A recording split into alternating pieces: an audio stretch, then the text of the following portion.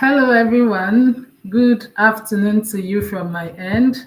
Thank you so much for joining us today. If you come into the chat, oh, someone is already saying hello. Can you imagine that we are late today?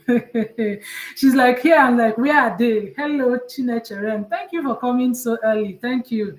Usually, I start by saying when people come in, they should let us know where they are joining from. And to see that you're already here, ready to get started with the conversation. Thank you so much for coming. Let me know where you're joining from.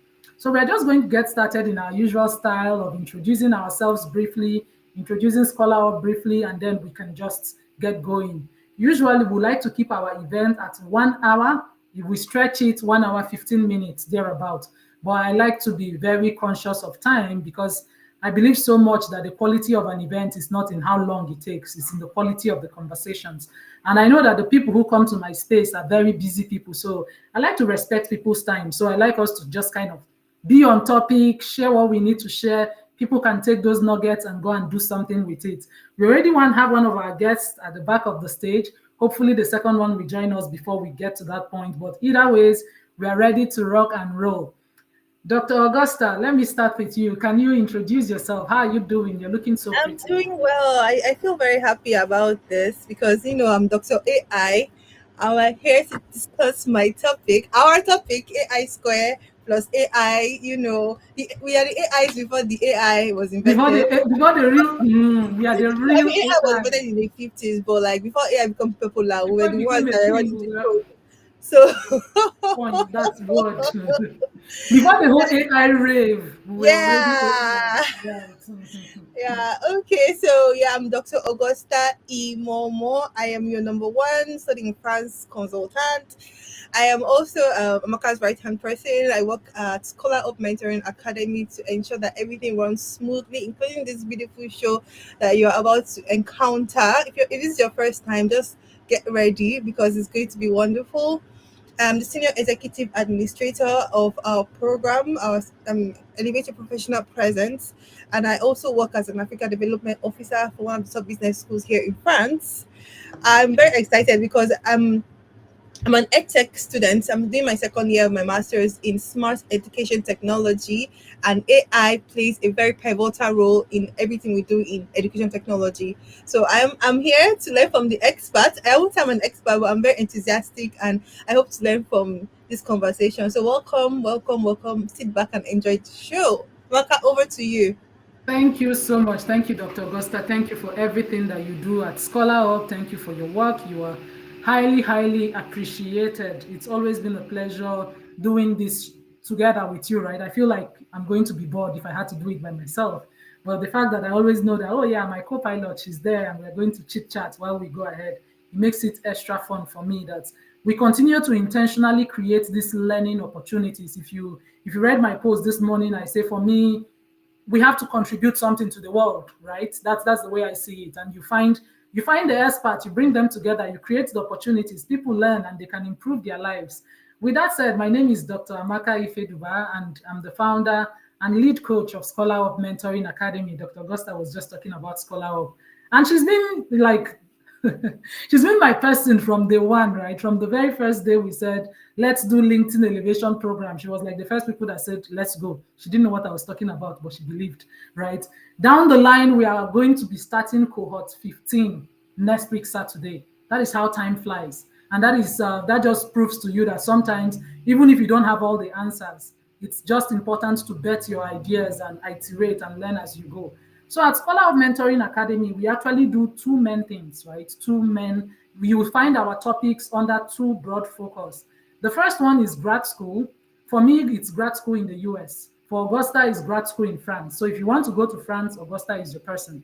If you want to come to the US through education, or because I don't know about other routes, people come and they ask me, they say, I don't want to do grad school. I don't have the time. I don't have the energy. Can you help me come to the US? I said, no, please. I'm not an agent. I don't know another means to come to the US if it's not through school. But of course, if you're trying to get in through school, definitely you want to even join our morning show.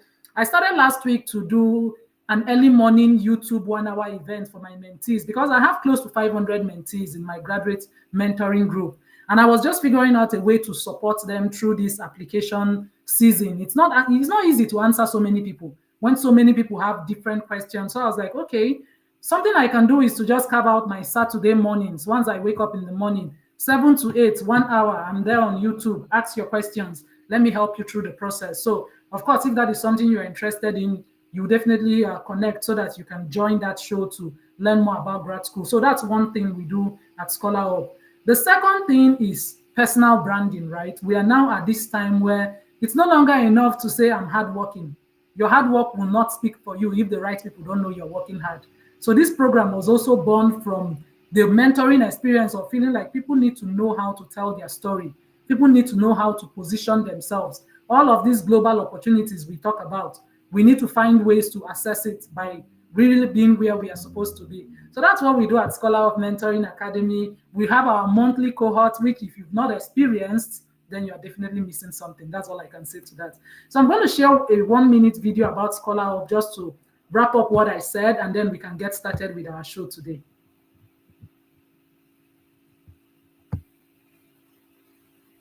Success begins with the right guidance and opportunities. And at Scholar Up Mentoring Academy, we are here to help you unlock your full potential.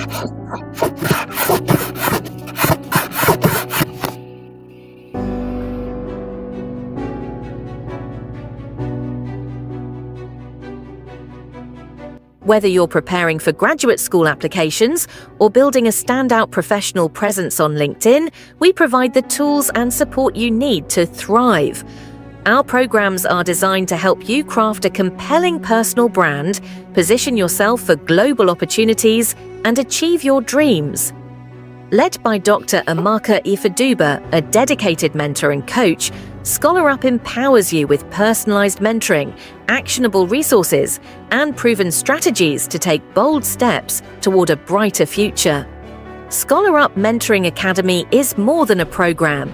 It's a community dedicated to helping you succeed. Take the first step today and discover how we can guide you on your journey to greatness. Follow our page for updates and access all our resources at linktree.com/scholarupacademy. Your success story starts here.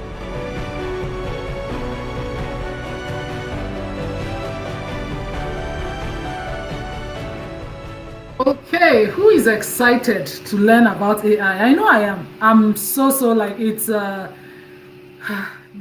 AI time right now. Everybody says AI this, AI that, but there is a lot of noise in the midst of it too. If you don't need to be a rocket scientist to know that so many of it don't have a lot of substance to it. And if you want to keep your head above water, the best you can do for yourself is to learn the best practices. How do I actually integrate this AI to make my work better, to push my career forward, to push my business forward? So I'm really excited about the conversation we are going to have today. I see Chinecherem says she's joining from Abuja. Grace says she loved this. Where are you joining us from? Tolu, I know Tolu is also joining from Abuja. She says she's glad to be here. Thank you, Tolu.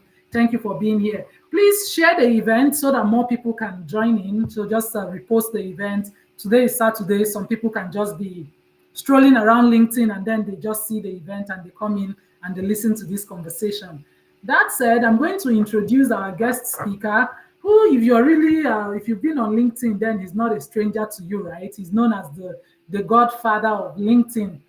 Bobby Joachim is a highly regarded people and organizational development consultant, renowned for his expertise in leveraging cultural intelligence and artificial intelligence to inspire transformative shifts to individuals and institutions. Okay, now we are combining cultural intelligence and artificial intelligence. I'm excited to learn about that. With a distinguished fellowship at the National Institute of Policy and Strategic Studies, he is often affectionately referred to as the Godfather. That is what I know, right? So he is referred to as the Godfather. Bobby Joachim spearheads the delivering of cutting-edge training and coaching services to diverse sectors, including finance, healthcare, education, logistics, real estate, creative industry, and hospitality. In addition to his professional pursuits, Bobby Joachim serves as an associate pastor at the New Covenant Church, Jos. So you're welcome, sir. Thank you so much for accepting our invitation. I know how busy you are. I saw you posted all the events you had to do this week. I was like, okay, so we are lucky. We are lucky that we have you to be to be at our own event too. So thank you so much for coming today. Thank you for the time that you've taken to be here early to get set up to be here with us. So do you want to add anything to your introduction? I know I just read a snippet of it and then we can just get started with the conversation. No, I'm perfectly fine. Besides the fact that I love God and I love people, and I'm glad to be here. Probably those three additions would just count. But I love God, I love people, Steve, and I'm glad to be here. Blessed am I amongst women again this moment. I'm here with. Okay, thank you so much. So I'm just going to get started with this whole AI conversation, right? It's now, I don't know, people are really overwhelmed by AI, if I should use the word overwhelmed. And a lot of this overwhelm comes from a place of confusion. It comes from a place of, everybody is saying AI this, AI that. Can you hear me, sir? You seem to be frozen. I hope you can hear me. Hello, can you hear me? I think it's network. Augusta, do you hear me? You hear me? Okay. Can you hear me? I think your network is bad, but let me look at the people who are here while that is figuring out. My Biranka says she's glad to be here. We are happy to have you here. Such a wonderful session you had earlier today. I really enjoyed the session. Thank you for coming. We have Kosi. Kosi says she's joining from Enugu. Okay, he's back. I think the network. I think the network threw you out. Can you hear me now, sir? Loud and clear. I don't know whatever happened, but no fashion that stop us today. We will. No We will. fashion. All right, sir. I was just going to get started with my first question for today. All right. Right. All right. When I was reading your bio, we talked about cultural intelligence and artificial Yeah. intelligence. But Mhm. artificial intelligence now has become AI is in everybody's mouth. But cultural intelligence is not a term that you hear every day, right? It's not a term that you hear every day. So why is the human factor so important in AI adoption for businesses? How do you blend those two things, and why do you think it's important to continue to carry those conversations together? Yes. So at the heart of every innovation across the globe, humans have played a pivotal piece. Without humans, there will be nothing that can happen because machines can't move themselves. Robots can't walk themselves. They need the input of humans. And there's been a whole lot of conversation recently, a buzzword around AI. And I love your introduction because in your introduction, you said it's a buzzword, and many people have not taken depth. They have not gone down. They're sizing with AI. And the best people use AI for, and even the platform people know as AI, is literally ChatGPT. They just think about ChatGPT, they impute a text, put it in and out, and they are totally fine. Like they know AI. So most times when I go for a training, I say, can you rate yourself on the expert level or on the radar where you are? Are you a beginner, intermediate, or are you an expert? Most times people start with saying that they are experts, right? They literally say that they are experts. And when we start the sessions, then they say, really that they are beginners. They don't know anything because hearing of AI on the surface, but they are not going down. At the heart of the whole intersection of human innovation is that we have humans seeking to work with one another. And that's what cultural intelligence seeks to achieve. It's simply defined as the capacity to relate and work efficiently with others across cultures.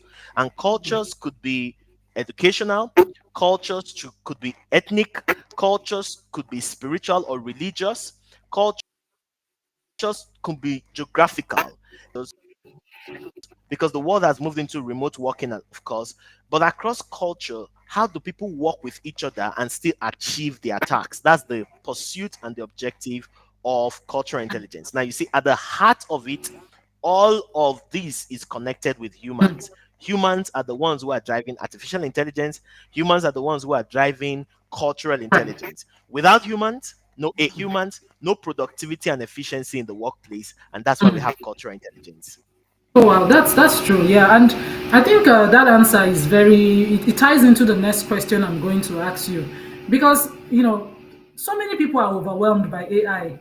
Just as some people pretend they get it when they really don't. Just as you said, somebody will say, I'm the expert because I'm using ChatGPT. And then they Mm-hmm. realize that, oh, maybe I don't really know anything about this. And then, so what would be, if you're going to give an advice to someone, how do you really integrate AI? What are the simple ways? Because I also believe that what helps with overwhelm is to start with the known, learn gradually. So you don't know anything now. You want to use AI to accelerate your business, your career. Where do you start from? What would be your advice as an expert? What's the starting point? I've been longing for someone to ask me this question. Like, I've been longing for I'm someone to glad to ask be me this that question. person. And you know what?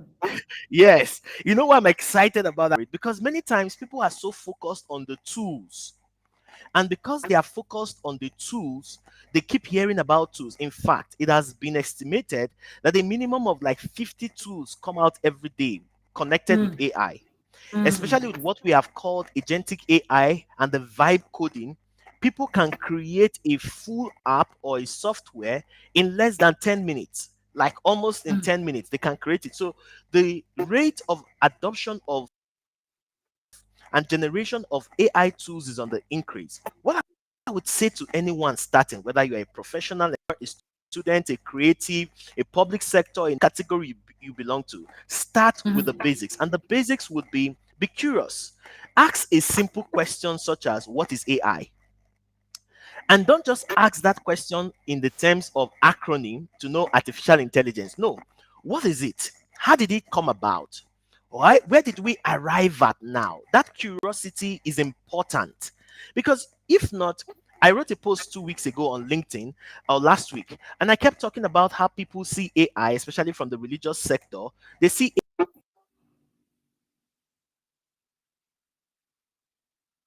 mm. The no weapon fashioned against this network. Oh, we really need to hear what you have to say.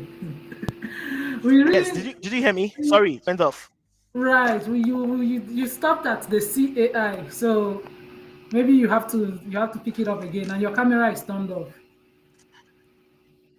Oh yes. Okay, so can you hear Yes, me we can now? hear you. I'm trying to switch in between. Okay. All right. So no fashion weapon again will happen. I keep saying it. So so it's very important for us to say what are the basics. What are the basics? What is AI? How did it come about? I wrote a post a few weeks ago, last week precisely, and I kept talking about how people think about AI as the end time tool or as a Mm, population campaign or something to just limit the population of the earth. It's not true. Once you just ask the basic questions to know how these things came about, you can literally just steps. Number one, start with curiosity. Start with curiosity so that you're not overwhelmed. Just ask basic questions.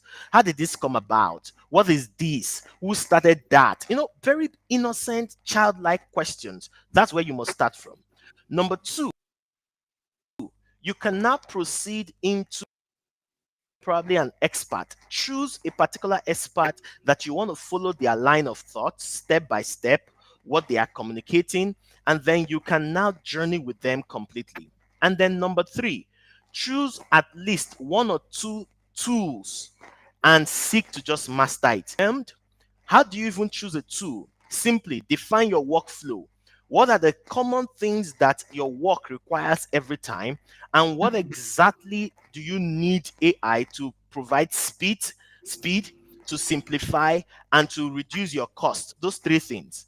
What do you need AI to provide speed for you, to simplify the task, that means to simplify it. And number three, to reduce your cost. Those three things should be in your heart.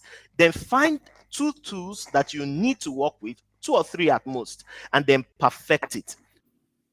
Because if you keep jumping and jumping from tool A to tool B, I tell you, especially with the payment plan attached to it, your subscription at the end of every month, honestly, your heart will be pumping. When you start seeing debit like pim, pim, pim, pim, and it looks very innocent, $20, $25, mm, $10, $9, $16. By the time you know, you have been spending lots of resources and you've not mastered anything. So again, let me repeat: curiosity, move to an expert, follow them, follow their line of thought, engage them. If they're open to learning or sharing with you, open to that. For instance, I've created a free community where people come in, and every Monday I teach on my YouTube channel a particular topic on AI, and I just take every Monday, just gravitate on YouTube, and I'm teaching people that completely. So find an expert, and then number 3, just take 2 or 3 tools that you need. And how do you define those tools? Speed, simplicity, and then cost reduction for you.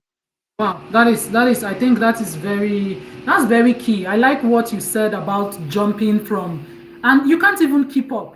And I think that is what overwhelms people. The whole idea that there are 101 and maybe by tomorrow is 200. And so there's always somebody trying to preach something to you, to tell you that this one will change your life.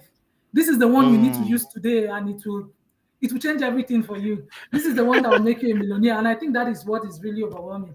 Let me see what our Just to friends in add, the chat are just to add to saying. that, I have a list of about 7,800 AI tools that I've cataloged. About 7,800. Wow. And right now, I'm Okay. trying to catalog it into content creation, video generation, all of those kind of categories. But the greatest problem right now I have is that the more I'm even compiling that list, The more new ones are every coming. 2 days, like 2 days, I receive another fresh list of like 10 more or 20 more that has been aggregated for me. So I'm trying to compile 7,800. I'm having more that are coming up, Wow. and they are all looking flashy. You're right. They are looking so good. Yeah, that's really true. Let's we have Robert is saying hello. He says the Godfather is here. Yes, he is. Thank you for joining us. If you've not reposted our event, please do repost so that more people can join in. We have Irene joining from Lagos. Thank you for being here. Chinecherem is saying hello to you. Then we have oh yeah, that was when he was frozen. Okay. And then we have Prince say he's joining from Abuja, looking forward to the best. Yes. Cultural intelligence is important. Yes, yes, yes. It's really as important as AI. I'm still on the beginner level because all I do is give prompt and all that. Yeah, you are in front of some people, right? That's a good place to start. That's where most people are. So don't think you are that far behind. And Jennifer says she's joining from Ghana, precisely Eastern region. Looking forward to learning. And Augusta Annie is here. Hello, Annie. It's always good to have you here. Thank you for coming to our show. We are excited to have you. Annie was the person that brought Augusta and I together. We actually met in Annie's room. So if there was no Annie, who knows? Maybe we'll never meet. Thank you so much. And brother Andy, that's Augusta's brother that I've also adopted for myself. Thank you for coming. Thank you for being here. And then we have Irene says AI indeed is regarded as end time prophecy. True, truly. Yeah, that's why I think maybe something that we would also get into is some of the educational system which is trying to prevent students from using AI. And I'm wondering, should you not be teaching them how to use it instead of trying to say, don't use it, AI is not allowed? I'd like to hear your thoughts on that. There are some tests or things like that, they say AI is not allowed. Are you now going to have children who will be able to adapt to the world as it is? I always wonder, like, where do we draw the line? Because I also have the challenge of AI taking over our creativity as people. It does. There's that impact. There's that con side of things where people no longer think for themselves. You see it even on LinkedIn, right? People would write comments with AI. Everything is AI now, and you're wondering, where is now my own side as a creative person that can still deliver? Do you understand? It's hard to draw a line, and I would like to think, what is your opinion on that as an expert on this subject?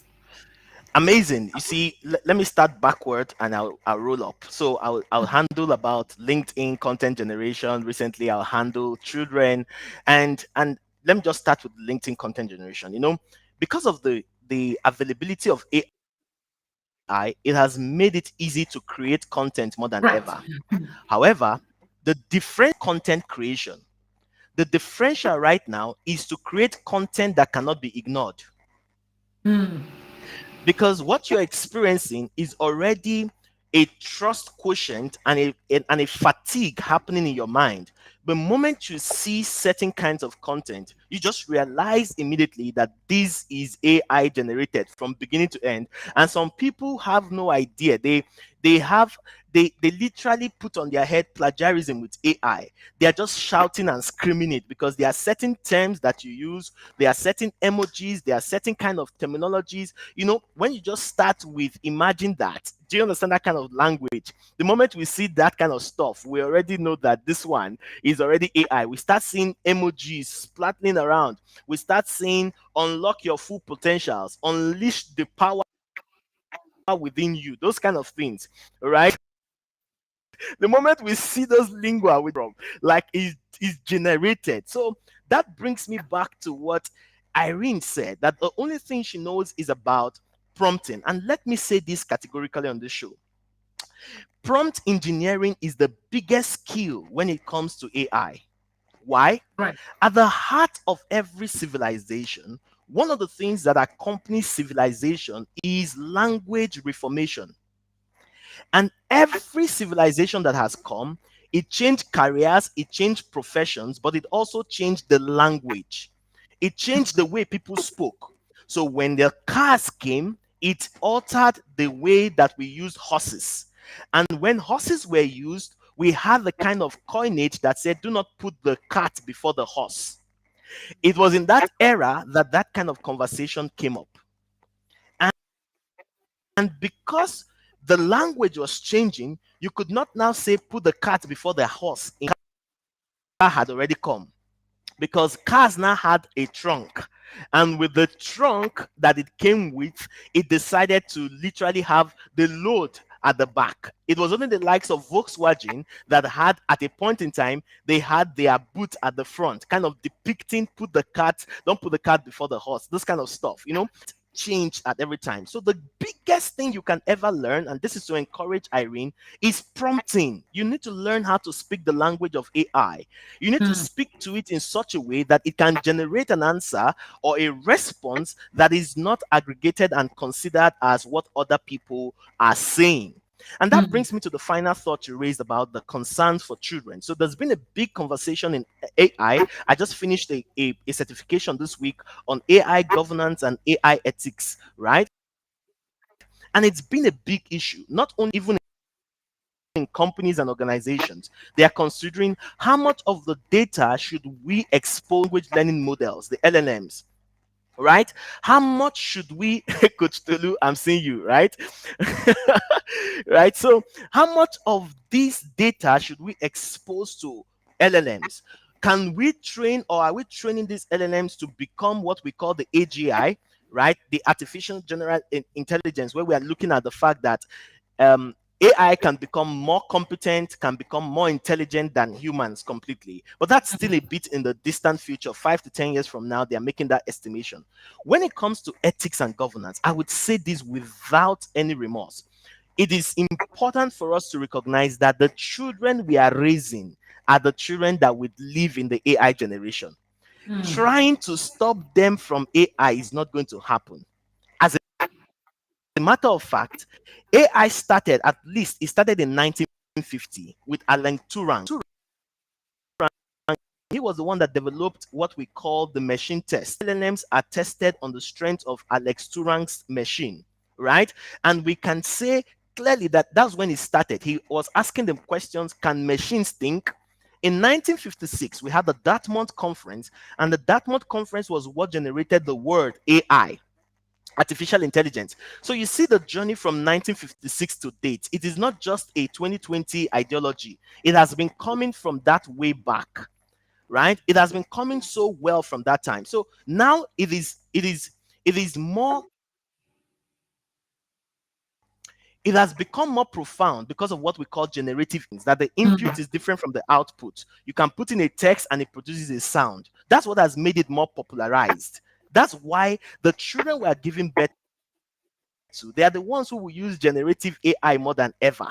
We can't stop them. Only thing we can do is to put governance, is to put guardrails, and to say to them, this is what you can do. And I dare to say, prompting very well, you will be thinking, because you can't write a prompt without thinking.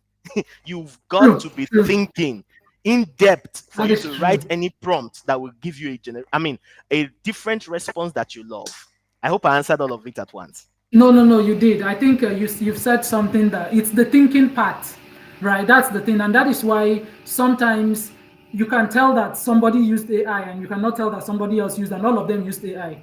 But it's just that this Mm-hmm. person knows how to use it well enough that you can't tell that they used it. So I think that is Mm-hmm. where the skill side of things comes in. That is where the cultural side of things comes in, which is something that we should intentionally teach, right? That is why I appreciate the work that you do. It's important that people learn how to use AI intelligently. That's how I tell the people I mentor, the people I coach. I use AI. Mm-hmm. You should use it because if you're not using it, you're shortchanging yourself. You're Mm-hmm. spending more time doing tasks that In you know. fact, AI is going to use you. Yeah, right. So just learn how to use it, right? Become intentional about learning how to use it. Right. Let me see what the chat is saying, and then I'll pass it to Augusta to just give me the thoughts in her mind, and then we can continue. I saw the Josiah was coming in and out. I don't know if it's the network. I was going to add him. Let's see what they're saying. Remosele is asking where we are going. 7,800. Wow, yeah, the number you gave is is a shocking number now, but maybe by next week it will be 8,000 or more. Who knows? Who knows More really? than. Babatunde, yeah, Babatunde says he's joining from Nigeria. Thank you for joining us. We have Patrick says he's joining from Lagos. Yeah, it's good to join us. And then he says he agrees with me. The risk is people who do AI and refuse to learn. Yeah, that's really the whole thing. That people think that somehow AI is going to replace all your thought process, and then it becomes way, way, way obvious. And Coach Tolu is hailing you. He said the prompt engineering guru. That's cool. Now we have a lot of tests here. So many people have joined us. Thank you so much for joining us. Thank you for being a part of the conversation. Oluwa Funkesh is joining from Ibadan. Let's see what Annie is saying. Says AI is great for doing things faster, like calculation, analysis, etc., as Bobby said, and for doing things that we can't do easily, like creating images and videos. Yeah, that's true. It's really true. There is so many things that it can help you do really fast. So we are still 50 years at least from real AI, where machines can learn like humans. Are you sure we are still 50 years? Are you sure it's 50 years? No, I we're don't not know. Who 50. I knows? said 5 to 10 years. Yeah, 50 is too far in my own mind. With the kind of craziness with AI now, 50 is really far.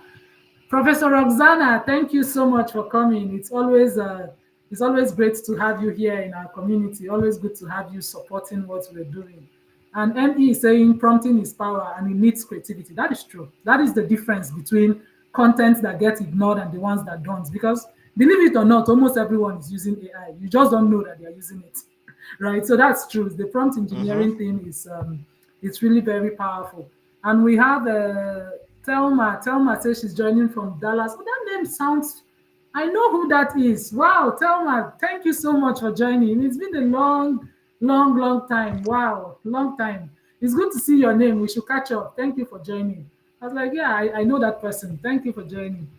My dear uncle said we should be preparing our children for work, careers, and businesses that will stem from. That's true. Yeah, that was why I raised that because we have two schools of thought. The people who say AI will do everything for you, and the people who say don't use it at all. I'm more in the angle of we need to find the balance. If you raise children who don't know how to use AI, then they will not be ready for the future of work. There is no way they will be ready to Mm-hmm. adapt in this generation, especially for the youngest children. Yes, Thelma said yes, you do. Yes, yes, yes, yes. I know exactly, and I'm so glad. So glad to have you here. It's so exciting that you are here. All right, Dr. Augusta, what do you have to add? So what we have is augmented intelligence, not artificial intelligence. Or I don't So know. I'm going to just read the few points that he mentioned and add some questions because I have so many questions. Mhm. So something shocking that he said is in his work of compiling AI tools, he realized that there are more than 50 AI tools that come out every day, staggering numbers, and that number could even double and triple. And then he shared some steps to understanding AI. So for everyone here, these are the steps he shared. First, start with curiosity, right? Don't say AI is not for you. Just find out what is even this AI people are talking about. Is it the 666 or what is going to make the world to end? Be curious and try to understand it. And then when you now understand some bit of it, learn from an expert. We have an expert here. Bobby is obviously an expert. You can see that. And then when you decide that okay, now you want to use AI, choose one or two and master them based on your workflow. And the three things you need to keep in mind is like what tools can speed up your work, what tools can simplify your task, and what tools can reduce the workload. The money that you Yeah, spent. sorry, cost rather. Yeah, cost. I wrote something. I'm looking at. I'm like, what did I write? I don't understand my handwriting. The Right. cost of your work. AI would have helped me to write it. Okay, so and then he said something about with AI content creation. I mean, writing content is not hard. You can see it everywhere. Someone in the comments said something. I was laughing that we're not more doing LinkedIn. We're doing Link AI. Like AI, we write the post. AI will come and comment, and all of us are just are just in the background, and AI is the one that is getting linked up. So the Hmm. problem now isn't creating content, but creating content that cannot be ignored because we want to see the real you now. So I'm going to imagine like people want rawness and realness. So I don't know, Amaka, if you have this question, but let me just express my personal feeling. I'm been feeling very anxious about being behind. I mean, edtech, I'm supposed to be in the AI space, but I feel I wake up every day with anxiety. Like I'm literally afraid that I'm going to fall behind in AI because, as you said, the speed is fast. And I tried to learn AI. I mean, follow your advice, but how will I find one expert? Like, because I went on YouTube and I've seen there's one advert that keeps on popping up, cursive, cursive, and then I was like, okay, let me even try and pay. And I realized that they wanted me to be paying every month. I'm like, oh, I've not finished paying school fees. You want me to come and start paying every month for your AI course? And there's like videos on YouTube, 2 hours, 3 hours. I don't know if they're just doing to have watch hours. You know, there's a lot of people, experts everywhere, so many tools everywhere. So I want to understand like where's the best place I can get like the real hands-on learning that I can actually use in my work to save cost, save time, and simplify my task as you encouraged us. All right. So again, I can relate with you because when I started my AI journey, it looked like you're trying to grab this one and something else is trying to grab you. Like something else is trying to call you. I paid for this certification. I paid for this certification. I pay for this. I pay for that. Everything just seems to be pulling me in every direction until I told myself, Bobby, what do you want to learn? First of all, this is not even your core field before now. So you are even Hmm.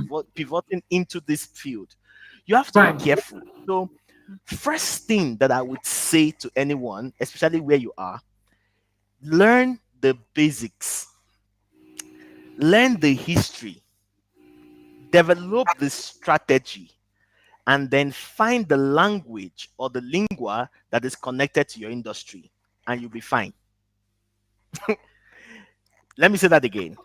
Go for the basics, learn the history of AI.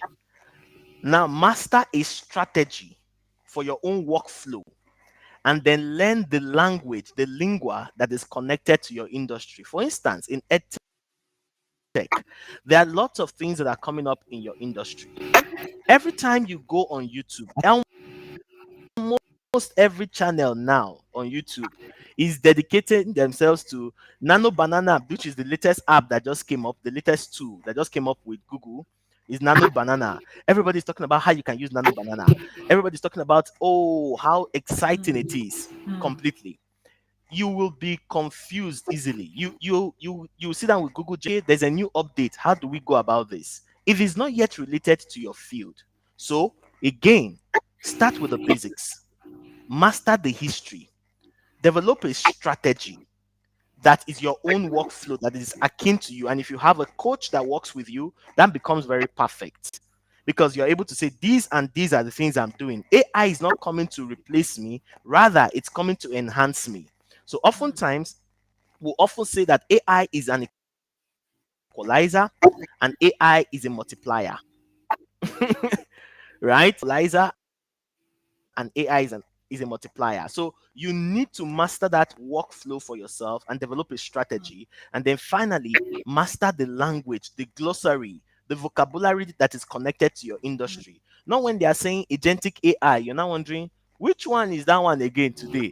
They say vibe coding, you're not saying, God, you have to deliver us. Next tomorrow, you're waking predictive AI and they're telling you how it can work. No, just master what works for your industry and the language, and that way you'll be fine. Yeah, I think I really love that answer because one thing, the way I see it in my mind is I don't I don't really believe anybody can become an expert in all of it. I see AI as an industry of its own. You know, the way you have engineering and you have medicine and you have agriculture. There is no one person that is an expert in everything. Of course, you know enough to contribute to conversation all round. You know, like you know enough that you are not lost, just as you're saying, like you know the language. But then you need to now begin to go deeper instead of just spreading yourself wider, which is what I see most people do with most things, not just AI. Like you just want to spread wider, wider, wider.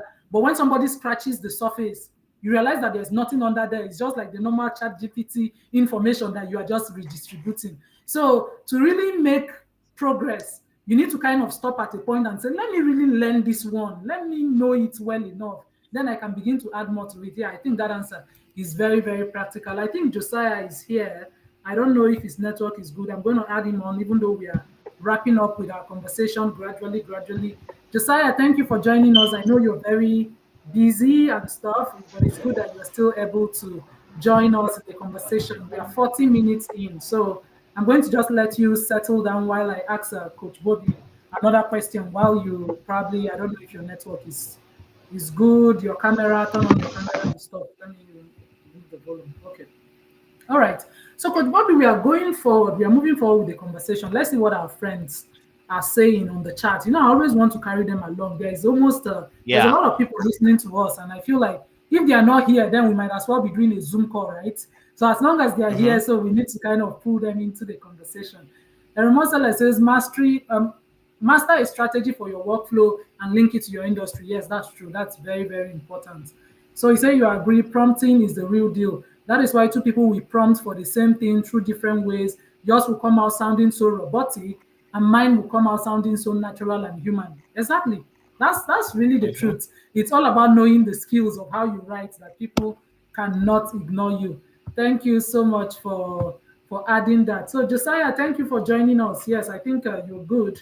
Let me know when you're ready. But Coach Bobby, let me get back to you so that we'll save some time. From your work with Okay. entrepreneurs, I know you work mainly with entrepreneurs, you work with institutions, with businesses. What are the myths that people hold about AI? We've mentioned a couple that just keeps them from even trying. What are some of those myths that you realize that this is absolutely not true, but so many people believe it and it's becoming like this is what it is, and it just keeps them from really, getting into it and making progress. So you see, three categories of people have emerged in my work that I've seen, and I've seen people who are the skeptics. They are indifferent, they are sitting on the fence, they are just saying, well, nothing is going to shift us. As it was in the beginning, so shall it be now and forevermore. And want to almost say amen for them, but it's not possible to say amen because the shift is happening so fast. So there are people who are the skeptics who are just sitting on the sidelines, who are just wondering, well, nothing can happen, so I'm indifferent. All these things you guys are saying, you guys are just talking. We have been here doing this thing. What can change us? So there are those who are just there. Then we have the sabotage, right?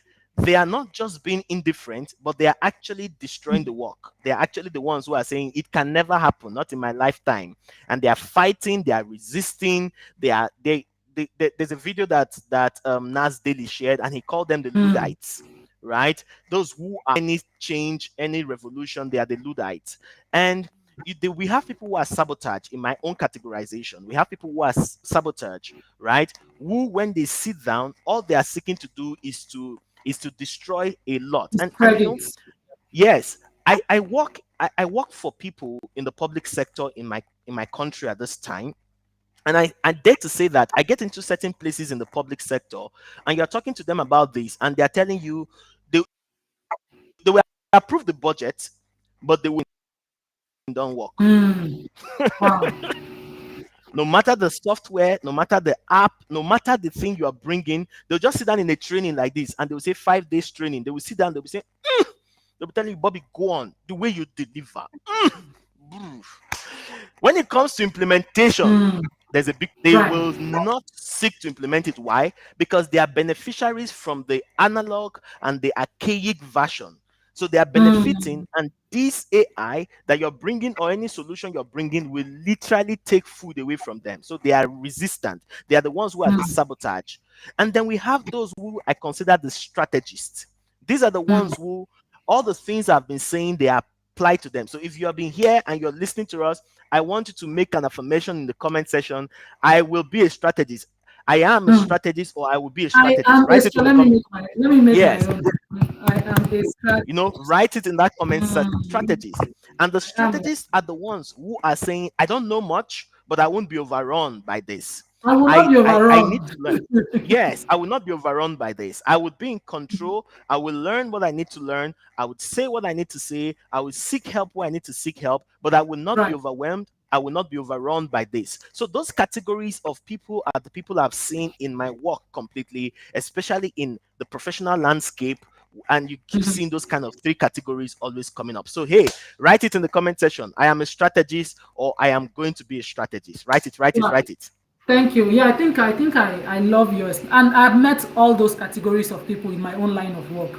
Right, I work in the agricultural industry, ag tech precisely, and I see that you try to talk to growers like this is how you make your life easier. This is the technology you need, and they say we've been doing this like this for 50 years, but it's not working. It's now like this is a different solution. Are you willing to try?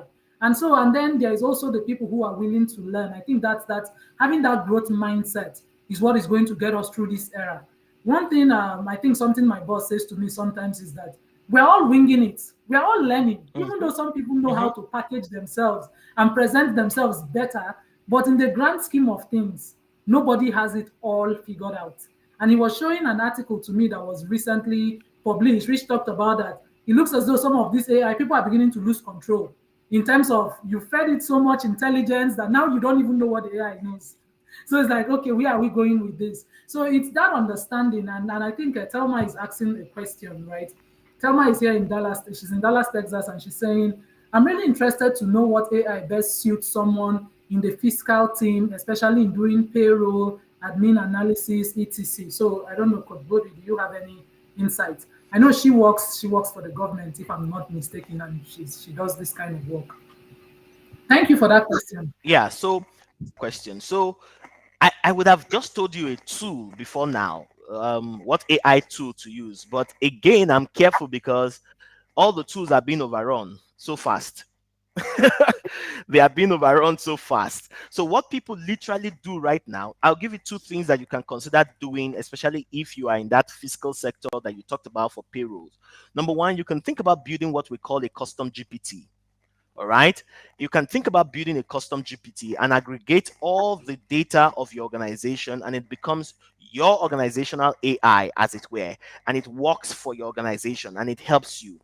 Number two is that you can develop what we call agentic AI. And agentic AI is simply aggregating different things, and from one chain of command, you have them literally doing all the job for you. You can connect your bank app, you can connect your emails, you can connect your payroll, every of those things. So once you give it an instruction, it just begins to follow that chain of command, and then it asks you, or it tells you importantly, it just tells you quickly, what do you need me to do? Approve this. So your job is just to be approving with a click on what's next. So you can develop an agentic AI, and they are literally cheap and easy to develop nowadays. You can develop that for your organization. I don't want to mention a tool, not because there are no tools, but because this is a live program that someone can be listening to in December, and then the person will say, "Does that tool ever exist?"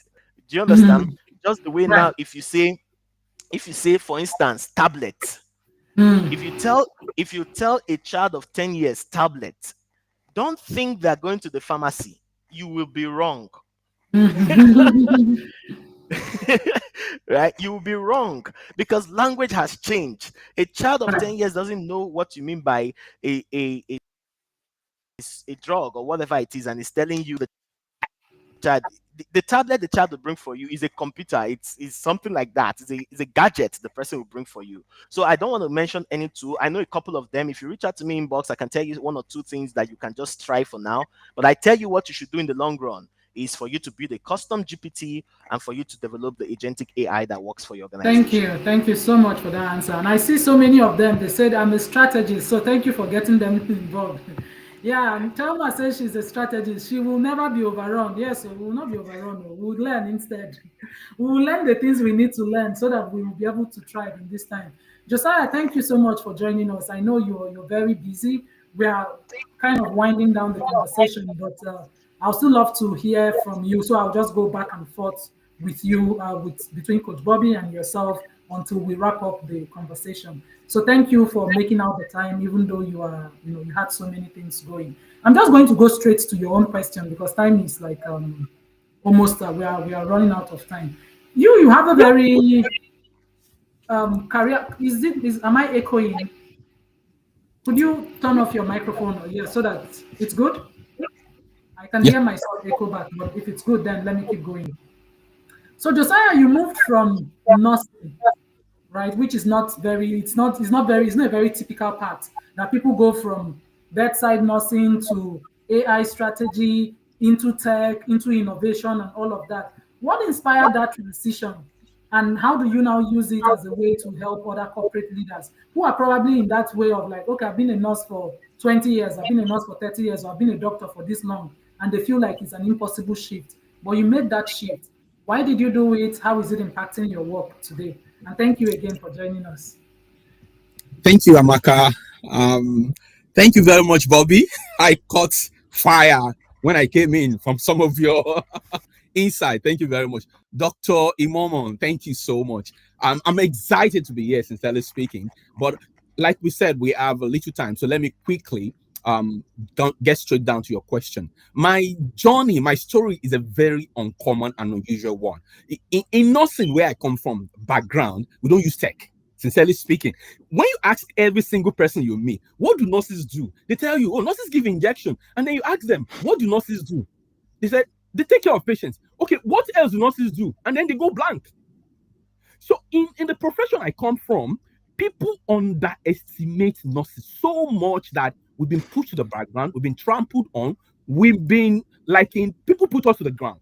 So people see nurses as school dropouts who did not see any other course to do and they now went to do nursing. So I come from a very disadvantaged background, sincerely speaking. But one of my mentors used to say that it takes understanding to be outstanding. And the first time I heard those words from him, I took it as my personal mantra. So because I come from a disadvantaged background, I have a double tragedy. I did not only come from the disadvantaged profession, I come from a disadvantaged region. I'm from Africa, for God's sake. When the rest of the world is 100 years ahead, Africa is still struggling to grasp, the basic things when it comes to technology. So you can see my double tragedy. I come from a disadvantaged profession where people don't see you as intelligent. I come from Africa where the tech transformation is slow. And now there's a third disadvantage. I come from a non-technical background. I don't know anything like coding. I don't know, I don't know automation logic, conditioning logic, things that STEM people eat like shawarma every day. I don't have that background. So you can understand when you see me from nothing into tech, into AI, it is really, really an unusual story. Now, this is the insight that gave me the impetus to actually do something in the AI industry. I'll take you down a journey of how we got here. Because, like I said, it takes understanding to be outstanding. If every single individual living at this era, understands how we got here, it helps them to understand the urgency of our times when it comes to reinventing yourself with AI. That's what I've done. I've reinvented myself completely. Now, from the 1700s to the 1800s, we live in the industrial age. That's the age where if you're using machine, you are wealthy. So everybody is using cutlass. Everybody is using the normal hoe. But if you can have maybe a tractor, if you can have a factory, if you can have maybe you have an oil rig, then you have a train, anything that has to do with machine, you are the richest person in that era. You own the future. And that's where we add names like Rockefeller, Carnegie, these people, Henry Ford. These were the people that defined that industrial age. They were the ones that were able to take machines and use it to reinvent, to create a new, they created magic with it. And then from the 1950s to the 1970s, we have the distribution age. That is where wealth now shifted from the people who were using machine to people who were able to own outlets like distribution outlets, where they are able to use just one single outlet to feed thousands and millions of people. That's when we have malls coming up, supermarkets coming up, and that's where people like Sam Walton, who was the owner of Walmart, became the richest man in the world. And because the more products you produce, the more people you are able to distribute those products to, the more wealthy you become. Then we move to the technology age, where wealth was built by those who understand tech. People who could take tech and use it to provide a solution that will make you do what is to be done in 1 year in 7 days or 1 day. And then that is where the people like Microsoft come in, the Gates and the rest of them. Then we move to the information age. And for the first time in history, sincerely speaking, you don't have to own a physical resource. All you could do is take an information from the internet. Because I was just coming out of school then. They call it the information marketing. You just take an information from the internet, package it into a book, package it into something, and then you sell it, and people are eating the information. Then you move to the edutainment age. That is when people like Tyler Perry was able to build an empire. You just entertain people. That is how we have come. And then we come to the partnership age. Partnership age, where you are able to partner with organizations like YouTube, where I say I have content. YouTube, put me on your platform. You pay me the money, I give you the content. And that is how some people were able to build empire. Now we are in the AI age. Now, if you understand that this transformation happened over the years, and you look at the number of years they used, the ages were transitioning. Like the distribution age took about 20 years. The technology age took about 16 years to transition.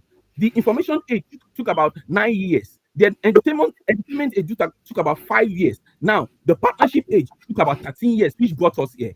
Now, if you understand that the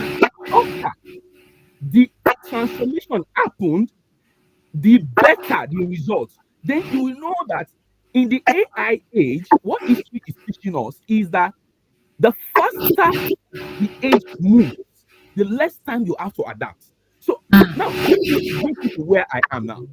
In my profession, I realized that after spending several times studying history, studying the future, asking AI about the future, I realized that the earlier I reinvent myself, the better for me. And that was why I was able to move from the non-tech background, from the disadvantaged background, into the AI and the tech. My transitioning from nursing wasn't about, it was about scaling impact. I was asking myself, how will I leave that place where I was stuck in the hospital setting doing all the work and nobody noticed me, to a place where I will be impacting millions of people? And I realized that the prediction of the future is the understanding that will make me outstanding. The World Economic Forum predicted that by 2030, 41% of all jobs will be automated. Let me repeat that again. By 2030, 41% of all jobs will be automated. Now, when people say AI will take over your job, people think that maybe people are sugarcoating, people are exaggerating. But the truth is that there's no AI that will come and take over your job. What is going to take over the job is the automation being done by AI. Graphic designers, video editors, these are people that if you don't see them, you can't do business. But now, automation has made graphic designers go out of market. Videographers are going out of market because you can just feed AI and AI can do their work. So I realized that, and I knew that from the disadvantaged background where I come from Africa where I come from, if I want to impact millions, one of the fastest way to do it was actually specialize in AI, moving from nursing into health tech into digital health, and that is why I decided, having understanding about the future, decided to pick AI as my special focus and specialty, coming from a disability background. Yeah, thank you so much for that elaborate answer. And yeah, I think I can truly relate with the whole nursing. Most of the time, people say nursing just take care of sick people, right? You do all the work and you get a little bit of the credit. So I think this will just add up with my next question, just so you could specifically answer that question. Where now that your background is healthcare, you cannot throw away your background. It's just that AI becomes an added advantage. Now you can take your AI knowledge or your tech knowledge and use it to improve. So when you are talking to other healthcare and corporate leaders and they're asking you where is the ROI? Because when it comes to business, when it comes to career, where is the ROI in this thing? Where is the return on investment? How do you help them to understand that measurable income, the measurable outcome of what they are trying to do? So why should I, at this, say this ripe old age, I'm 20 years in my career, I'm 30 years in my career, why should I begin to think differently, to begin to understand this AI thing? What is the benefit for me? So how do you answer that clearly? Thank you very much. I was reading the report of the World Economic Forum for over 6 months. I was studying it, and it's telling us this. Let me put it simple. The prediction for the future is telling us that AI is going to be the world's biggest productivity driver. That's what every single statistics, every single data that you see. Now, it's predicting that in 5 years' time, there will be 15.7 trillion in the market to be cashed out by 2030. Now, the return on investment isn't abstract future promise. It is what we are already seeing. I've just mentioned briefly 3 ways that we're already seeing on return on investment. So when I sit with corporate leaders, when I sit with organizations and we're discussing, especially in my organization, because I do a lot of training, this is the perspective that I give. Number one, the fastest way to reduce time, to maximize time and optimize time and resources, is using artificial intelligence. No matter how resistant, because the resistance is just too much from a generation that did not still see the picture. So if you want to reduce time, you want to optimize time, you want to do more in less, and you want to optimize resources, you want to use less to achieve more. That is the biggest return on investment for AI in our time. Number two, you'll be shocked at so many things we do repeatedly every day, every single day. We did it yesterday, we did it today, we did it tomorrow. We will keep doing it. Now, when it comes to repetitive tasks, automating repetitive tasks, so that what I use 5 hours to do every single day, I will now use 30 minutes to do it every single day. So I have 4.5 hours extra on my hand. Automating tasks, repetitive tasks, is another return on investment you can get from AI.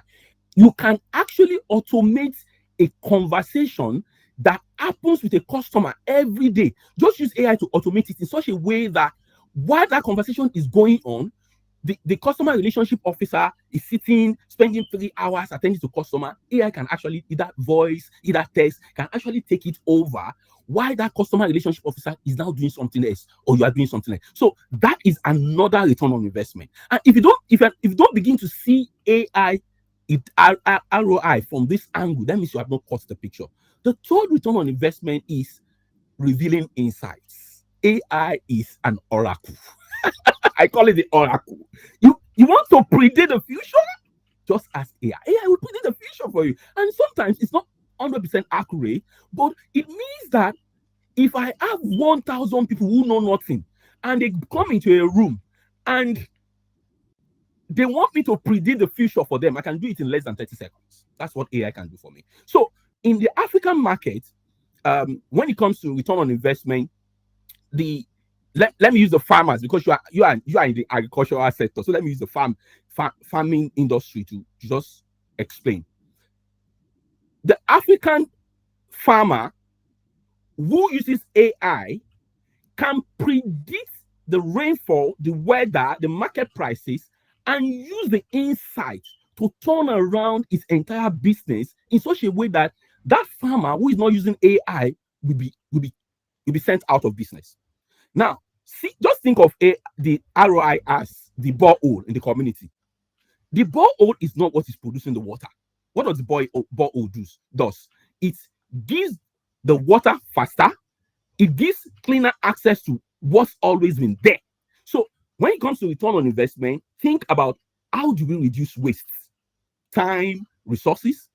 How do we replace repetition, automating repetitive tasks, and especially low value tasks? And how do we reveal insights about the future? For me personally, every time I have the conversation about AI, because one thing about AI is you have to bring it down to the level of people with no tech background, no AI inside. And when you're having that conversation, the language you use has to be something they understand every day. These are the simple explanations I use to actually give you and convince you, not to confuse you, that look, when it comes to return on investment in AI, AI is the biggest driver in the world. Thank you. Yeah, that's. I think that is really that is key. That understanding of like knowing what do I get out of this. I think that is always the question. If I'm going to be investing this time and effort, what is it doing for me? So, Coach Bobby, I'm going to come back to you. We are almost running out of time. We are 10 minutes. I usually don't want to go beyond 15 minutes, top of the hour. So I'll ask you one more question, and then like a final advice, and then Dr. Augusta can come in so that our viewers, we have quite a number of people listening to us, so that we don't just hold them hostage, right? I always feel like when shows go on forever, it's like you're holding people hostage, and I don't really like it. It's not my style. So, Coach Bobby, now I'm thinking about small businesses that don't have a big budget. You said something at the beginning that, with the whole shiny object syndrome, that's the way I see it. There is always that, oh, subscribe is just $20, subscribe is 30, subscribe is 10. And before you know, somebody is overwhelmed that the money I'm spending on the tools is more than my business capacity, right? So for a small business person who has a small budget, what would be the best way for them to begin to adopt AI into their workflows so that it doesn't overwhelm their capacity at that time? Because at the end of the day, it's like, how much do I have to spare? How much am I willing to pay in monthly subscriptions at the end of the month so that it's within the capacity of my business? So I know you work a lot with entrepreneurs. Where do you begin to guide that conversation in terms of, okay, this is how you go about it and you're still on point with your budget?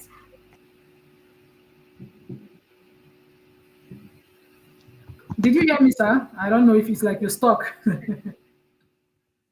Are you here? Let's see what our I think friends the are. network.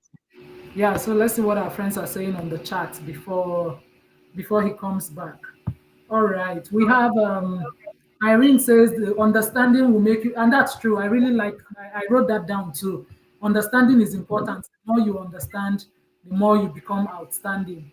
And she says you're right. I don't believe AI will take our jobs. It will only push those that don't want to move. Right? That's what I think. You just have to be willing to move. 2030, you need to race more faster. We all need to, right? Coach Bobby, did you get my question? You were kind of stuck. Did Yes, you get my I got a question. Yes, so it got stuck. So for every small business owner or any entrepreneur, there are four things that they're always thinking about, especially when they are in the lead or in the leadership of that organization. And the first thing is about, they're always thinking, how do I generate leads? Because the more leads that I have, then they have more capacity to do more. Number two is that they are thinking about sales. How do they perfect their sales completely? Number three, they're thinking about delivery. How do they deliver an exceptional experience to this customer that will make them a repeat? And then number four is that they are thinking about their upselling or reselling. So they are thinking, what other products can I add to this that will make this person stay or spend more with me? So with AI, the conversation now becomes, how do I deliver desirable outcomes in the area of lead generation, in the area of delivery of service, and in the area of retaining or retention for that customer? And all of those things are the things that any business owner must now ask themselves. Again, I'm a coach, so it functions with a lot of questions. And the person needs to ask, what's my biggest problem now? Is my problem in lead generation? Is my problem in upselling? Is my problem in delivery? When you identify that problem, then we can now curate a tool that will now help you to solve that. That's the simplest way I can Yeah, I explain think it.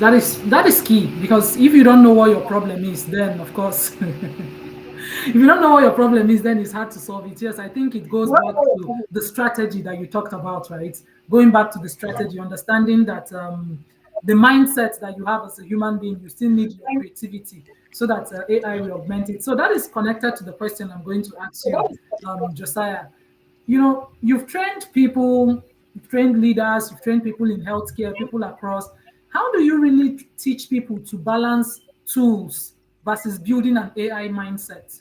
I feel like it's two different things, where people are not just chasing tools, but they are developing that mindset of understanding, what is this doing for me? How do you really practically deliver that for people so that people don't just get lost in chasing all the new tools that are coming in every day, and at the end of the day they don't achieve anything because they are so overwhelmed. Like, you just feel so overwhelmed that it's 100 things they are telling me will change my life. So which one should I do? I only have 24 hours in a day. How do you teach people to develop that AI mindset? Thank you very much. What I used to teach people is 20% tools, 80% mindset, because it's very easy for you to lose your mindset, you lose your intelligence, to lose your talent if you depend on AI too much. It can actually make you become lazy. So what I usually teach is 20% tools, 80% mindset, because tools can actually, get you to where you want to go faster. But if you want to be relevant in the AI age, like I was reading one of the AI influencer drop a post and said, I made a post about AI, and then all the comments in the comment section is AI generated comments. I was rolling on the floor when I read that post. I was just laughing. So in essence, if you really want to be relevant in the AI age, you need to work on reinventing your mindset first before you even think about the tool. Because the mindset that will keep you relevant, the way you think, the way you analyze, the way you process information that you want AI to work on. Because some people will just go to AI give me this, AI give me that. That is the wrong way to use AI. So I tell people, you have to first of all use your own brain, use your own mind first. Think first, write down first. Don't feed AI. Don't go to AI and ask AI. Don't treat AI like a machine. If you treat AI like a machine, you are just messing it up. Treat AI like a co-founder, like a CEO. So first of all, write things down with your own mind, with your own intelligence. That is what you've written down, your story, your experience, your insight. Now feed it into AI and now ask AI to brainstorm with you. So it means that AI is just doing 20% of the work. You are the one doing the 80% of the work. So I teach 80% mindset, 20% question, because we're going to get to that point where people become so lazy that every single thing they just run to AI to give them answer, and that's going to mess up the entire system. So that is what I teach: 20% tools, 80% mindset, and that means you need to read more books. You need to watch more videos that give insight. You need to educate your mind, reskill, cross skill, and develop yourself first if you want to get 1000% out of AI. And that is Right. why mindset is very, very key. Reskill, cross skill, over skill. Just keep skilling up, right? Whatever you do. Yeah, thank you so much. This has been so amazing. Before I hand it over to Augusta, I'm going to ask you, Coach Bobby, for you're looking ahead now. This will be like my final question for you. So any final thoughts or final advice you have? What is one AI powered shift you believe that would define the next decade of entrepreneurship? And how do we make sure we tap into it? How do we make sure we don't miss it?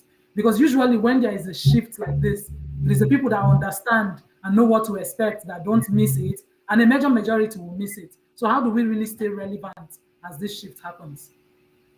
Um, Speed of implementation, very, very important. You learn and apply fast. Why? Because your competition or the people around you are learning as well. So it's actually that you're not necessarily you're not learning, but you learn, do, and then you will use a keyword in AI development, which is iteration.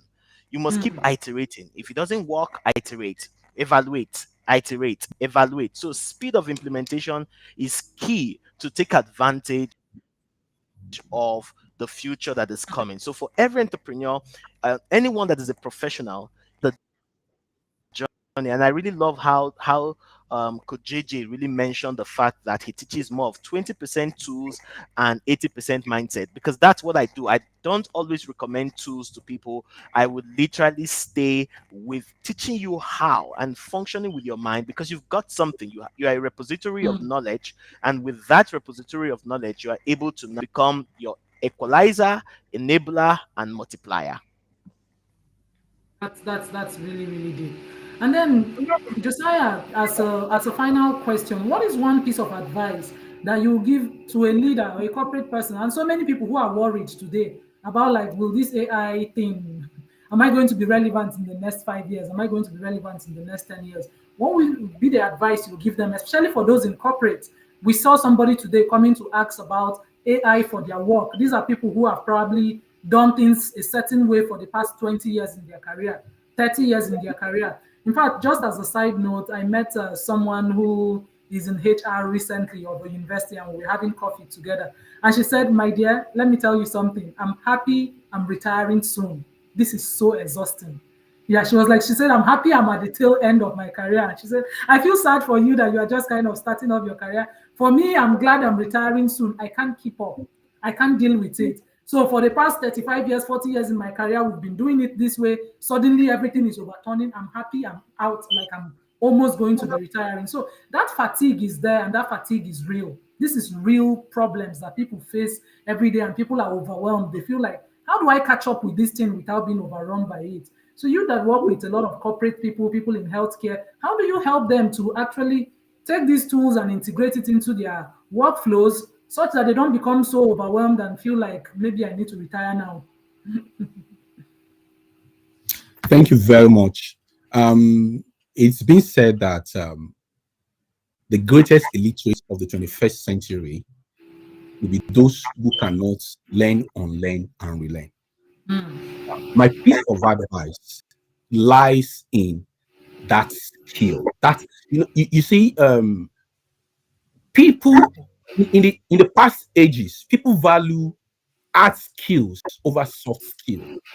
But in the AI era, soft skill beat and art skills down, because the only area where AI will lack is that soft skill, that human touch. AI can never get.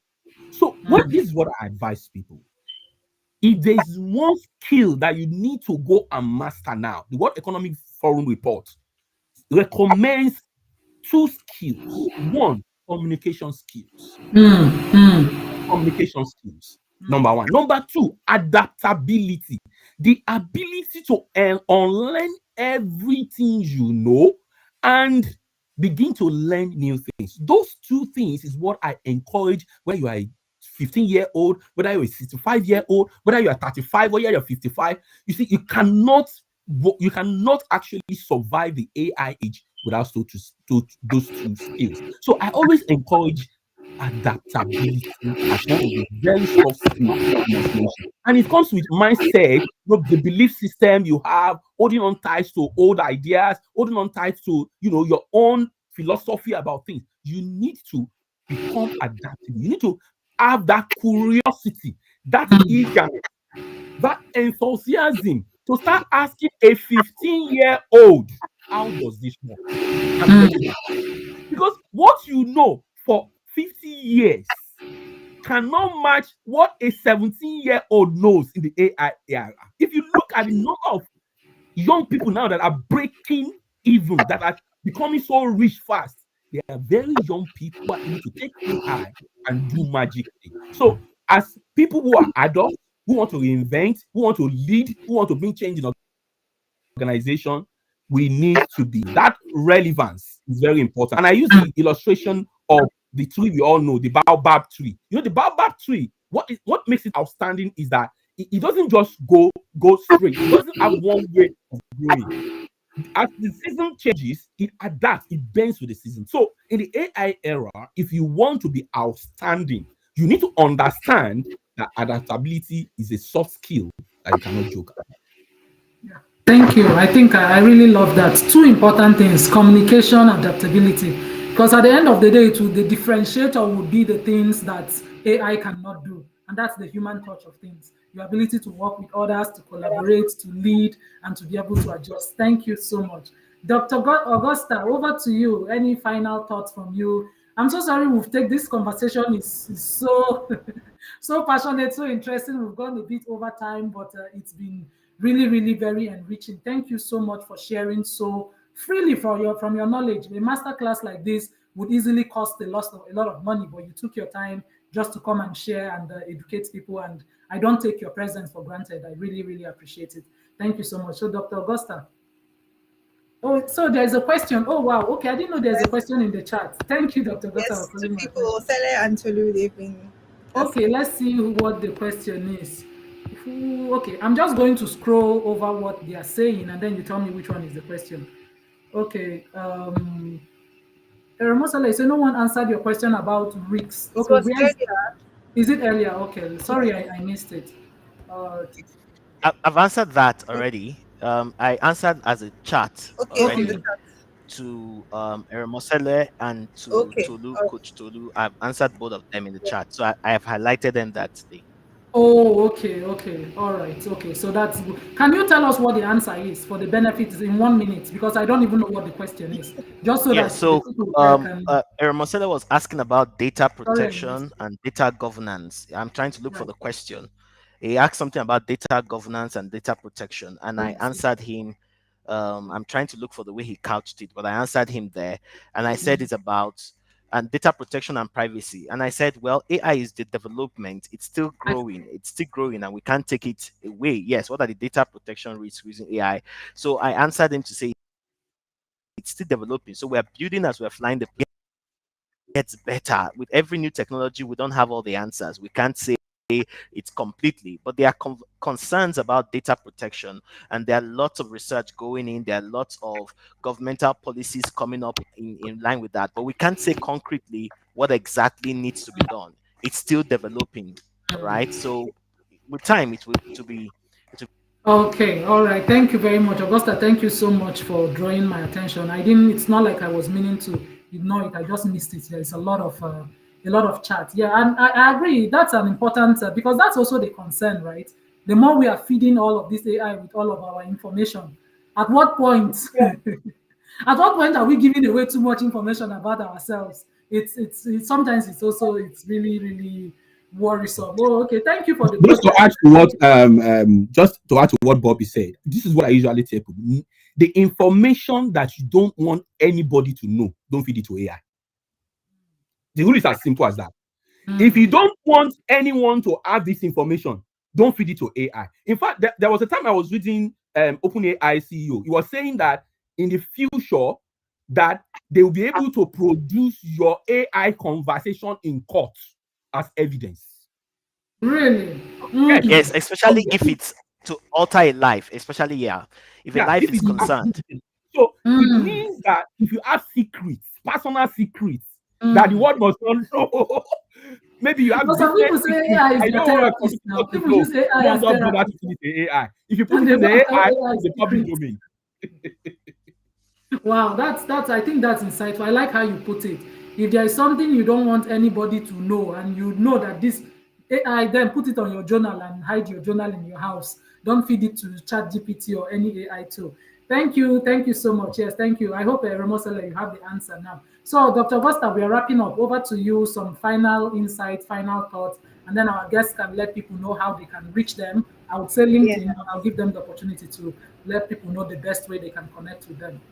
Okay, I have so many things to say, but I'll just keep it to I think maybe two things. But to reply Okay. to the last thing Josiah said about not sharing something with AI, I think AI even kind of sees all the things that you post about on LinkedIn.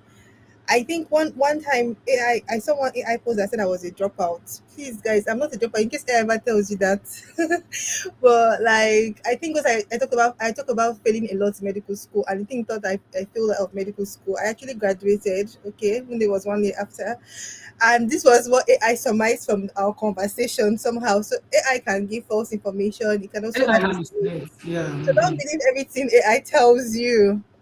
And then So we secondly, I call want to that talk hallucination. And Coach JJ will know that we call that hallucination, and we believe the B can be 100% wrong. I mean, can be wrong, but 100% confident. Right. So it's Right. called Yeah. hallucination. Yeah. It Yeah, makes it up can things. be Yeah. wrong, but it will be 100% confident. That's why Confidence. Yeah. there are a lot of things working on it. Right. And then I also wanted to just really highlight, I don't know if anyone has highlighted this, but like talking about using AI intelligently, I'll just give you a short story. In one of my recent classes, I gave my students a project to research a festival and make a presentation about it, find pictures, put pictures on their presentation. I asked 6 specific questions: the name of the festival, where is the festival, who attends the festival, the kind of activities within the festival, those specific questions. And then one of my students didn't do the presentation, and he came to class, hands in his pocket. Oh, I didn't do the presentation. And then took his phone and was ChatGPT or Gemini. And he was like, make me a presentation about Cannes Festival. And then he came to the front of the class and read his presentation. And I took his phone and then I asked him questions, those 6 questions that I needed from the presentation, and he couldn't answer it. So I gave him a 30% at least for making efforts, but the effort was very, very poor. So I'm sure the other students that did their beautiful presentations that got 9 and 10, they used AI, but they used AI intelligently because they sat down to understand the question and gave me exactly what I needed. So it's not just about using AI and putting in empty prompts. Oh, today is Monday, so make me a Monday motivation prompt for my LinkedIn fans. No. Right. So whatever it is, have very clear objectives, and put in some form of personality, and tell AI to please not be generic, and tell him or her AI how you want to sound, who you are, some basic things. So thank you so much. I've been taking a lot of notes, and like there's no time to even start summarizing it, but you guys are welcome to come and rewatch this event again. It's going to be uploaded on LinkedIn and on YouTube. We're here for you. So if you have more questions, obviously you can always contact Josiah and Bobby to answer your questions. Thank you guys for spending time with us today. Right. Amaka. Thank you, Augusta, and thank you for sharing that story. Right. Yeah. Sometimes the overconfidence people get from AI, they don't know that sometimes it makes them sound stupid because now then you don't know anything, right? So if I take your phone away from you or I take your AI away from you, you cannot have a conversation with me because the AI is not going to speak.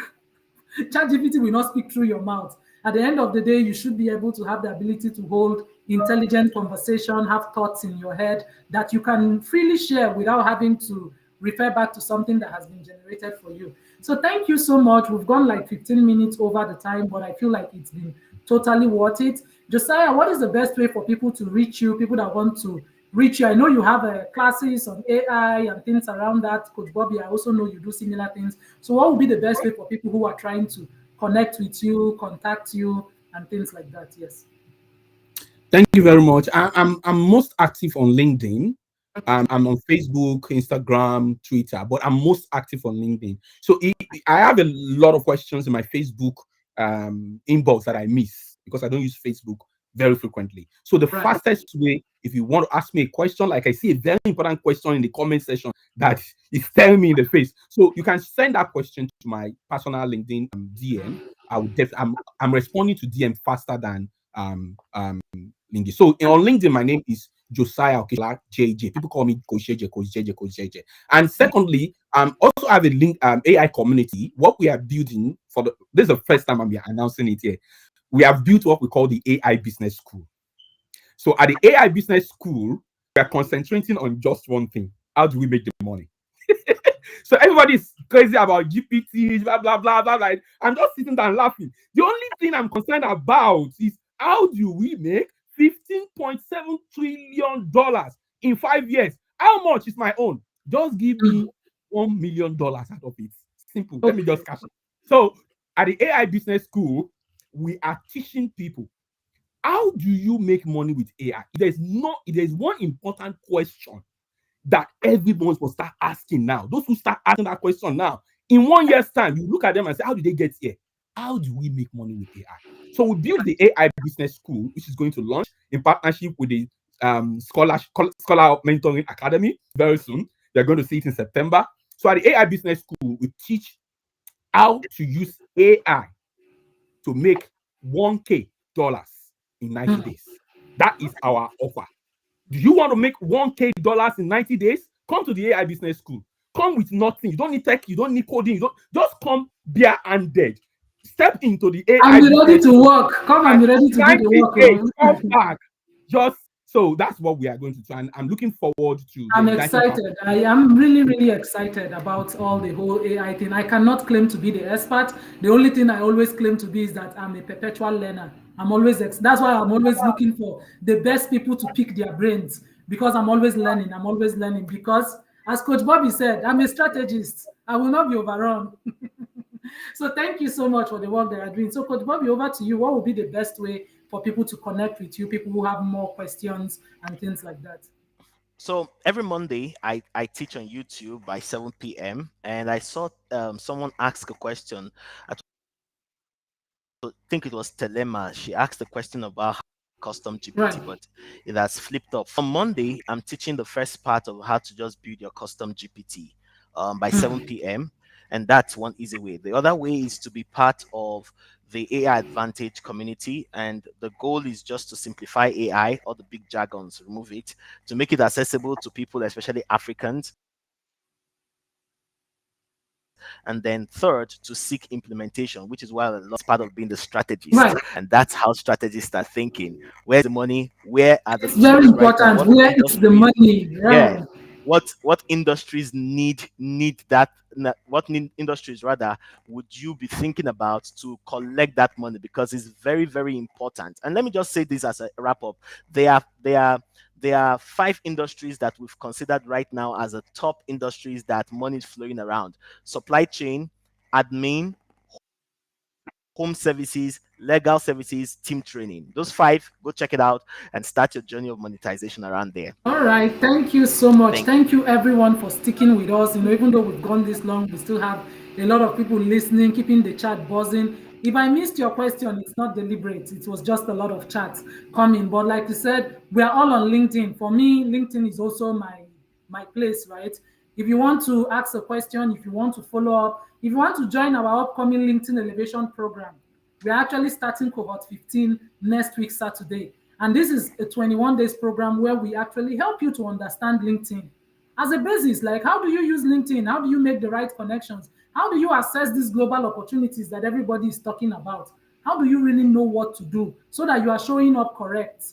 Because we cannot afford to be left behind. Of course, you can reach out to me, you can reach out to Dr. Augusta. Both of us will provide you with all the information we need. Scholar of Mentoring Academy is a community that we've been building to give people that voice. That's how I see myself. I see myself as that glue that brings people together, right? So that's my job. I like to just build those spaces where people can begin to collaborate. We are also launching our alumni network, which will be a monthly Zoom event where the alumni of our community will be able to share what they are doing, learn more from each other and things like that. So keep an eye out. I'm going to share the flyer for that event. It's next week, Sunday. Expect more of our event. Expect more from us.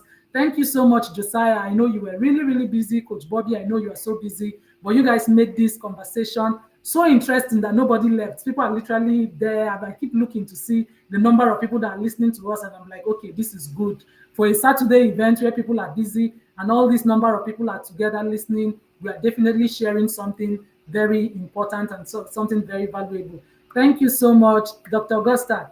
I appreciate you. Thank you for always being here. Thank you for moving the academy, moving the vision forward. Thank you for the work that you do. With that said, I'm going to play my video. Yes, I always like to play my video as the last thing, and then we can say bye to our listeners. Success begins with the right guidance and opportunities. And at Scholar Up Mentoring Academy, we are here to help you unlock your full potential.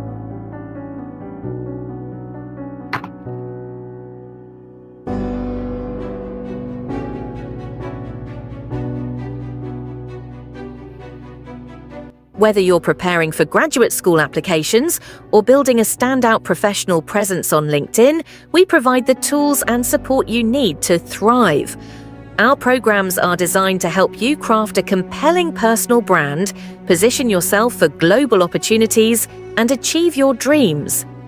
Led by Dr. Amaka Ifaduba, a dedicated mentor and coach, Scholar Up empowers you with personalized mentoring, actionable resources, and proven strategies to take bold steps toward a brighter future. Scholar Up Mentoring Academy is more than a program. It's a community dedicated to helping you succeed. Take the first step today and discover how we can guide you on your journey to greatness. Follow our page for updates and access all our resources at linktree.com/scholarupacademy. Your success story starts here.